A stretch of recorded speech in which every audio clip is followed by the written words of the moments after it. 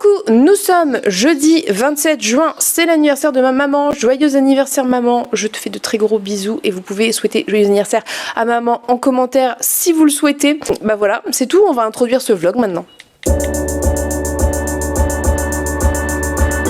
Alors, je vous reprends assez rapidement pour introduire ce vlog parce que je suis pressée. Si vous avez vu le vlog d'hier, vous verrez que j'enchaîne les deux, qu'il est 15h35, que je dois... Des gens font du bruit, des gens. Je dois aller à la poste, je dois faire des trucs, je dois survivre, aller chercher l'enfant à l'école et compagnie. Donc je ne vais pas traîner, je suis désolée, je pense que le vlog de demain ne sera pas extrêmement long. Mais à chaque fois que je dis ça, c'est l'inverse qui se produit parce que j'ai plein de trucs à dire, donc on verra bien. Toujours est-il que je ne vais pas introduire pendant très longtemps.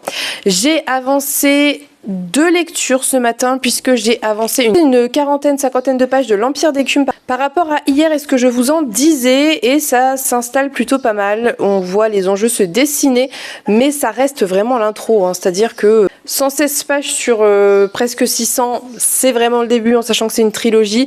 Donc ça commence tout doucement à se dessiner, à se profiler. Je vois où ça veut aller, je pense. C'est plutôt pas mal, c'est pas mal écrit. Je crois que je vais me concentrer pendant un certain temps.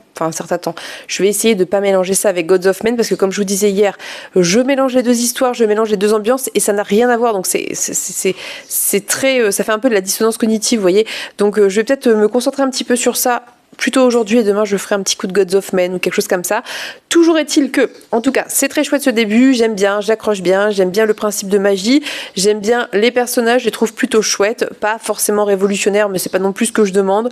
Donc on va voir où ça va aller. J'ai pas grand chose à ajouter par rapport à ce que je vous disais hier dans la mesure où j'ai lu que 40 pages supplémentaires, donc voilà, faut que je laisse les choses s'installer, se décanter et on en reparle. Je pense que ce soir je vais mettre un petit coup de collier sur ça et après j'attendrai Cécilia qui est à peu près au même niveau que moi, mais je sais pas si elle pourra forcément lire autant que moi là maintenant vu qu'elle a un emploi du temps un peu chargé, mais c'est pas grave, je prendrai un peu d'avance et puis après comme ça je l'attendrai, je rattraperai Natcha sur Gods of Men, je vais faire un truc dans ce goût-là je pense.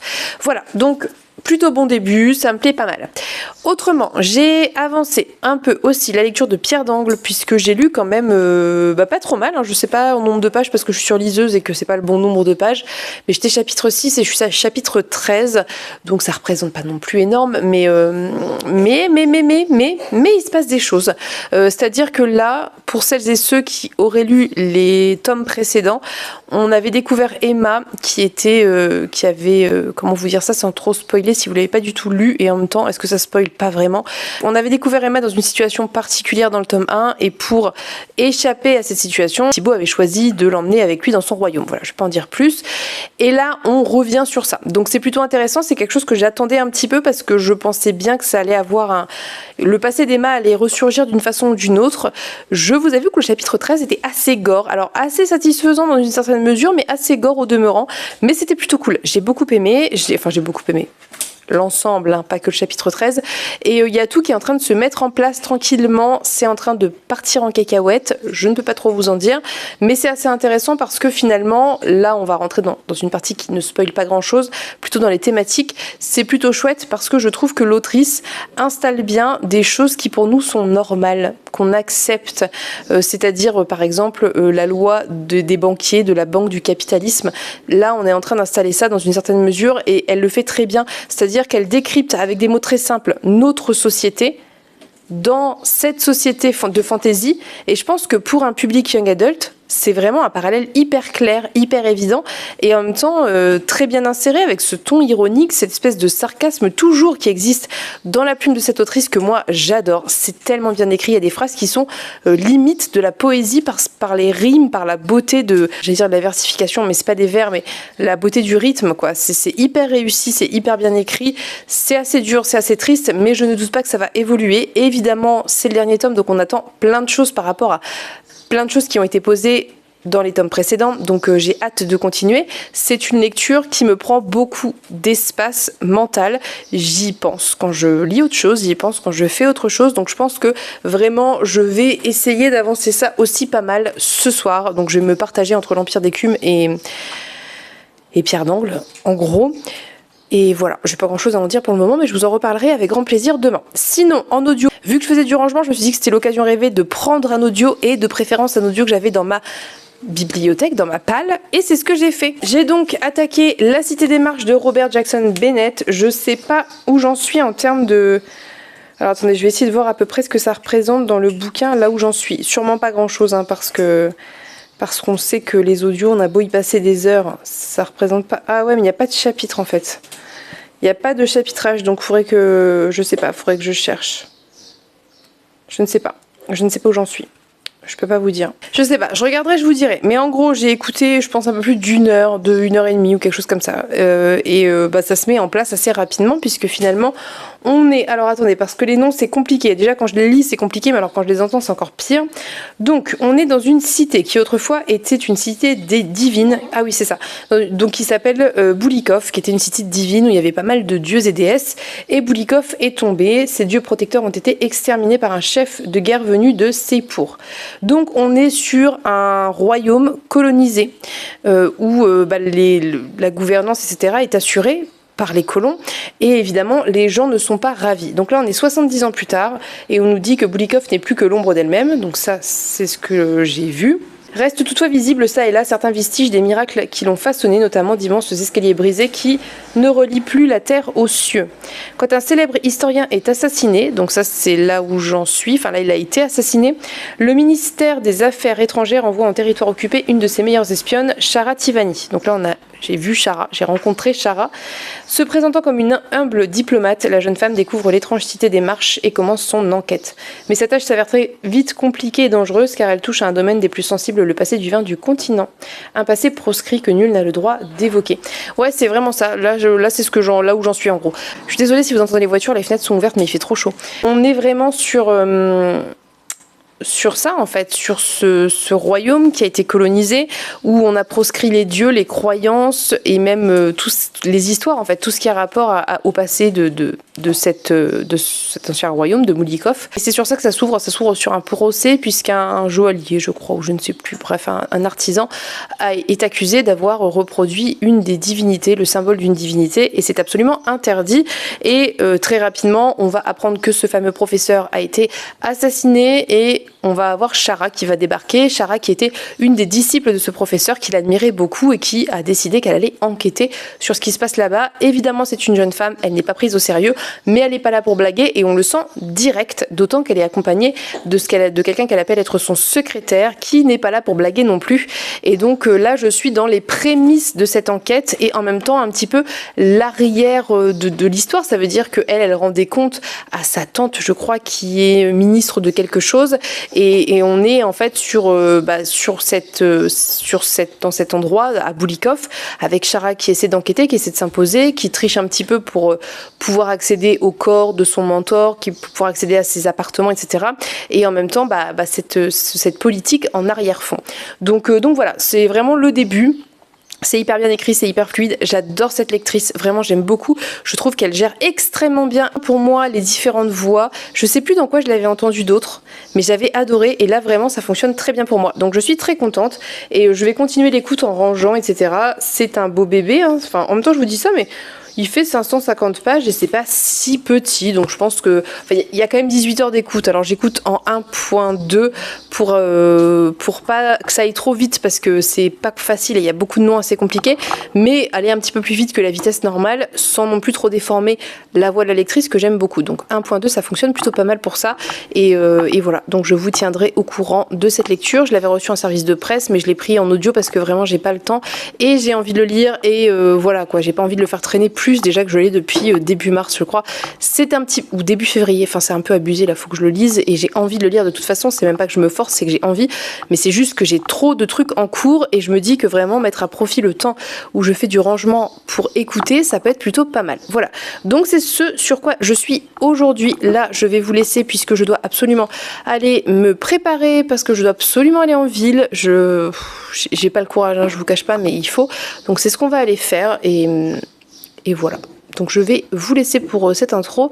Si j'ai le courage, je vous reprends ce soir. Sinon, je vous reprendrai demain.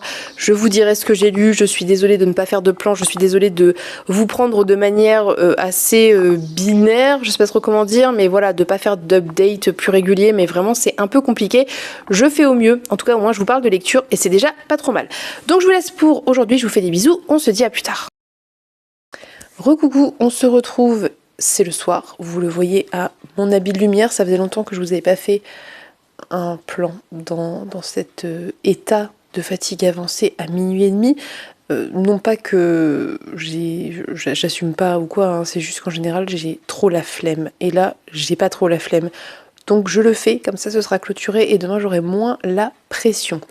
Donc je reviens faire un update et clôturer. J'ai avancé 3 lectures depuis que je vous ai pris cet après-midi. J'ai avancé Pierre d'Angle. Pour commencer, donc j'ai lu 3 chapitres supplémentaires, je suis page 156 à l'heure actuelle, ce qui représente 20% je crois à peu près. Et j'ai pas grand chose à ajouter parce que finalement on a eu cette espèce de gros événement au chapitre 13 que j'ai évoqué précédemment et les 3 chapitres suivants sont dans la poursuite de ce qui a pu se passer au chapitre 13 évidemment, sont dans la suite logique de ce qui s'est passé au chapitre 13, donc j'ai pas grand chose à ajouter, ça suit son cours, c'est très intéressant, c'est très bien écrit, c'est très addictif, ça se lit tout seul, c'est absolument génial. J'adore Pierre d'Angle, il faut lire Pierre d'Angle, vous pouvez le trouver en grand format, vous pouvez le trouver en poche, vous pouvez le trouver en numérique, je sais pas s'il y a des audios, mais bon, vous avez quand même l'embarras du choix, donc vous n'avez aucune excuse pour ne pas lire Pierre d'Angle, voilà, je vous le dis. Blague à part, c'est vraiment très cool, je vais continuer ça demain, parce que là, je vais pas lire ça ce soir, mais c'est vraiment très cool, voilà, donc je suis très contente d'avoir attaqué ce dernier volume, j'espère le terminer pour la fin du mois, on va voir, en sachant qu'il reste 3 jours. Je ne sais pas, on va voir. Écoutez, voilà. En revanche, j'ai avancé L'Empire d'écume, donc d'Andrea Stewart, qui est toujours aussi fluffy et agréable à lire. Ça, c'est très cool. Je suis ravie d'avoir le format broché et pas le format hardback. Je sais plus si je vous l'ai dit quand je l'ai attaqué, mais c'est Cécilia qui me l'a offert. Donc merci Cécilia. J'ai mis son petit mot à la fin ici parce que au début, il faisait que tomber. Voilà. Bon, bref, on s'en fout. Donc, j'ai lu 171 pages. Je suis chapitre 13. Voilà. C'est franchement très agréable à lire. Je trouve pas que ce soit très complexe. Maintenant que j'ai réussi à évacuer un petit peu Gods of Men de mon esprit et à me concentrer sur cette lecture, donc je pense que c'était ce qu'il fallait faire. Demain, je pense que je reprendrai peut-être Gods of Men. Je vais voir où en est Cécilia. Elle était page 100 quand on a tout à l'heure discuté. À voir si elle a avancé ou pas, mais si elle n'a pas tant avancé que ça, je repartirai peut-être un peu sur Gods of Men, mais ouais, franchement c'est cool, moi j'aime bien. Alors ce que je préfère à l'heure actuelle, c'est probablement le point de vue de Joris, comment s'appelle-t-il ? Jovis, voilà, qui est donc le contrebandier dont je vous parlais tout à l'heure et je me souvenais plus du mot, qui se retrouve dans... Alors, il se passe des trucs quand il est sur l'île, ça je vous ai dit, il va sur l'île parce qu'il y a quelqu'un qui a disparu comme sa fiancée, et il se passe un truc sur cette île qui est assez grave, et une chose en amenant une autre, il se retrouve à devoir s'occuper, mais pas vraiment s'occuper parce que c'est quand même pas exactement le bon terme, on va dire, il se retrouve accompagné d'une petite créature, Micha Miloutre, qui est absolument adorable. Je n'ai aucune idée de ce que c'est. Est-ce que ça va être un futur dragon? Parce qu'a priori, il y a des dragons dans cette histoire, comme le laisse présager la couverture du tome 3. Est-ce que c'est un concept, donc ça veut dire les créatures... Je suis désolée pour les voitures, même à cette heure-ci, il y a des voitures, c'est catastrophique. Est-ce que c'est un concept, donc ça veut dire ces créatures chimériques créées par la magie d'os? Je ne sais pas.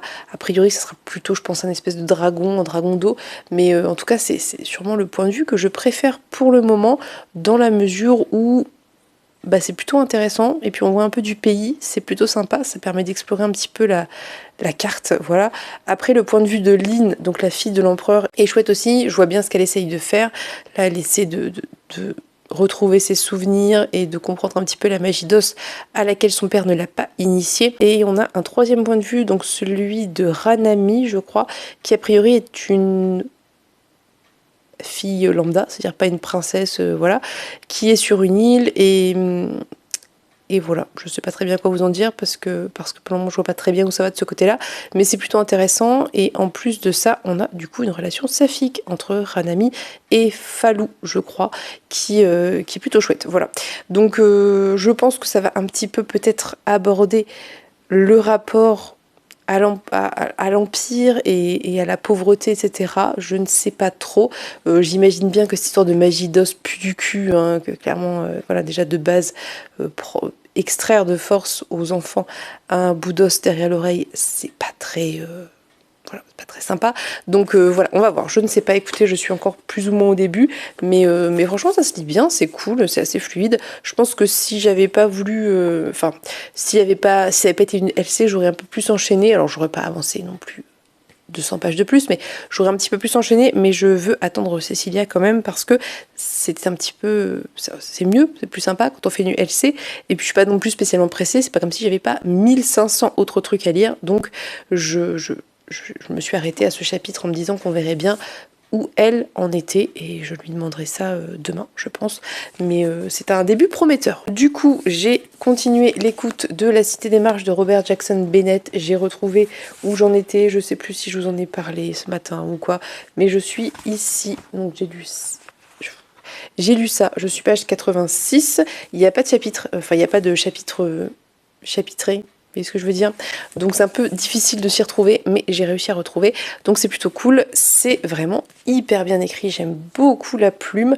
La traduction est de Laurent Philibert Caya et c'est vraiment une très chouette traduction. Franchement, ça s'écoute en l'occurrence tout seul. C'est hyper fluide, c'est hyper agréable, malgré les noms un petit peu complexes. En plus, c'est cool d'avoir l'audio parce que du coup, c'est vrai que je sais pas comment j'aurais prononcé les noms dans ma tête, mais sûrement pas comme ça. Donc je suis toujours avec Chara qui essaie désespérément de comprendre ce qui est arrivé à Ephrem. Comment il s'appelle? Ephrem Pangui, je crois. Pangui, voilà. Donc elle enquête sur ça. Voilà, pour le moment c'est le début. Ça se pose. Il y a clairement des questions autour du colonialisme et de la culture qui a été effacée, puisqu'a priori on était vraiment sur une cité divine avec des dieux et des artefacts magiques liés à ces dieux, et quand ces dieux ont disparu et sont morts, ces artefacts sont devenus, je crois qu'on dit, inactifs dans le bouquin, et donc il y a vraiment un aspect fantaisie magique qui est intéressant. Je me demande où ça va aller, mais ça m'intéresse vraiment pas mal, et c'est hyper fluide, hyper agréable. Franchement, je suis absolument ravie, j'aime beaucoup. Donc je vais continuer ça sûrement demain en rangeant. Je vais essayer de pas me perdre dans le livre et de retrouver où j'en suis plus ou moins à chaque fois, mais je sens que ça va être un peu complexe cette histoire, mais écoutez, voilà. Donc très contente d'avoir attaqué ça parce que ça passe bien et puis que c'est assez engagé, je trouve, dans l'ensemble. Donc voilà mes lectures de la journée. Je vous remets le visuel ici de ce que j'ai lu. J'ai pas mal lu aujourd'hui, notamment grâce à l'écoute, mais en vrai j'ai quand même pas trop mal lu. Donc voilà, j'ai brièvement attaqué Mexican Gothic, mais comme il est minuit passé, ça comptera pour demain. Je vous en reparlerai demain, mais je compte bien avancer ça encore un petit peu là au lit sur ma liseuse. J'ai le format papier que j'avais pris parce que les Exploralivres c'est plus simple pour moi de les avoir en papier qu'en liseuse, ne serait-ce que pour les découpages et tout, mais je l'avais déjà en fait sur liseuse et puis en plus j'avais oublié, donc bref, du coup j'ai les deux, du coup bon, écoutez, je vais cumuler les deux, tout simplement. Donc là j'ai lu un petit peu sur papier, parce que j'aime bien ça, mais je vais aller continuer tranquillement sur ma liseuse, et ça serait bien que j'arrête de cumuler les formats, ça c'est vraiment une spécialité, hein. Là j'ai par exemple La Cité des Marches, mi-audio, mi-papier, bon, c'est absurde. Donc c'est tout, je vais vous montrer ce que j'ai acheté aujourd'hui en librairie, puisque je suis allée en librairie parce qu'il y avait un titre qui m'intriguait depuis sa sortie, et que je crois que c'est Boukosaurus qui l'a lu et qui m'a dit que c'était cool. Alors, pas son coup de cœur de l'année, mais très sympa.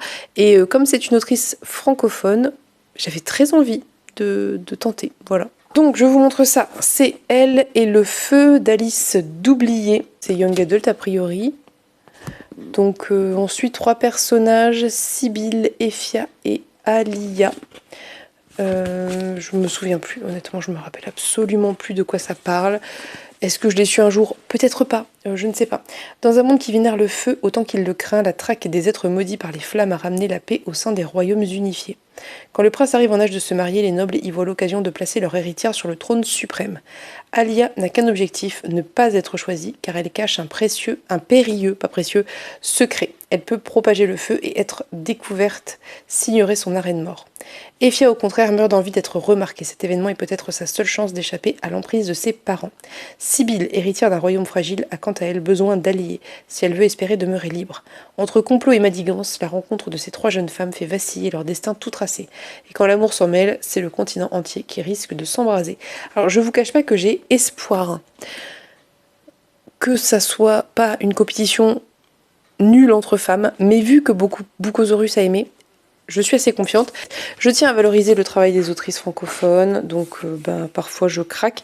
Et puis là, j'étais tellement au bout du rules que je me suis dit tant pis. Alors oui, c'est débile, hein. Je cherche s'il y a une biographie de l'autrice, mais apparemment non. Ce qui est un petit peu dommage. Ça pourrait être sympa de mettre des mini-biographies des autrices dans les bouquins. Je ne sais plus ce que je vous disais. Ça me faisait envie. Oui, je disais que non, c'était pas utile, c'était pas nécessaire, c'était pas forcément très intelligent, c'est pas comme si j'avais déjà 15 000 trucs à lire, comme si ma palle explosait, comme si je n'arrivais absolument pas à la faire baisser parce que je ne lis soit pas assez, soit j'achète trop, soit je ne sais pas, les deux en même temps. Mais je sais pas, ça m'a fait du bien sur le moment. Je me suis dit. Puis je me suis dit, quitte à prendre un truc, parce que j'avais envie de me prendre un truc, autant prendre un bouquin d'une autrice française. Je crois qu'elle est française, je sais pas si elle est francophone ou française, puis comme il n'y a pas de biographie, on ne sait pas. Et la suite sort en cet automne, c'est marqué automne, et c'est très joli, ça va être très beau, du coup. Ça va être un peu en... Comment on dit? Négatif? Voilà, blanc et doré. Je ne sais pas. Écoutez, j'espère que je vais aimer, c'est tout ce que j'ai à dire. C'est tout pour aujourd'hui, ça me semble pas si mal. Avant de vous laisser, je voulais vous remercier pour vos commentaires. J'ai pas encore répondu à tout, mais je les ai vus sous la vidéo d'hier parce que vous avez été trop mignonne, principalement mignonne, à me dire qu'il fallait pas que je me mette la pression et tout. Je me mets pas spécialement la pression, honnêtement, dans le sens où je me force pas. Vous voyez ce que je veux dire? Je me force pas à filmer, je me force pas à lire, je me force pas, voilà, c'est dans ce sens-là.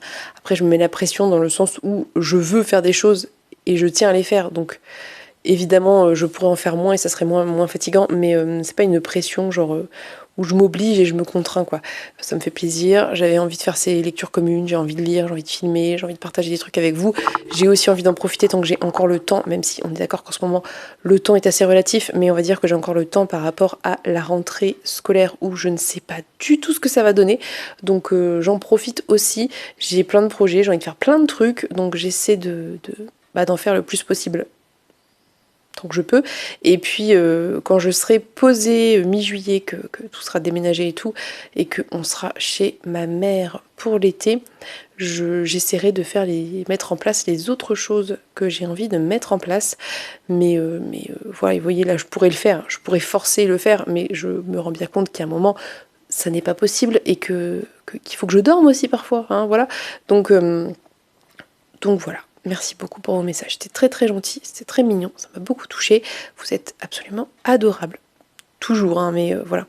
Je vais vous laisser, je vais aller me coucher, je vais aller lire Mexican Gothic, au moins 1 ou 2 chapitres, et puis faire dodo, et je vous reprendrai demain. J'essaierai d'introduire le vlog pas trop tard, comme ça je pourrais peut-être faire un update dans la journée, mais nous verrons bien. Bref, beaucoup trop de blabla. Je vous souhaite à tous et toutes une très bonne journée. Je vous fais de très très gros bisous. Et du coup, on se dit à demain pour un prochain daily vlog. Bye bye!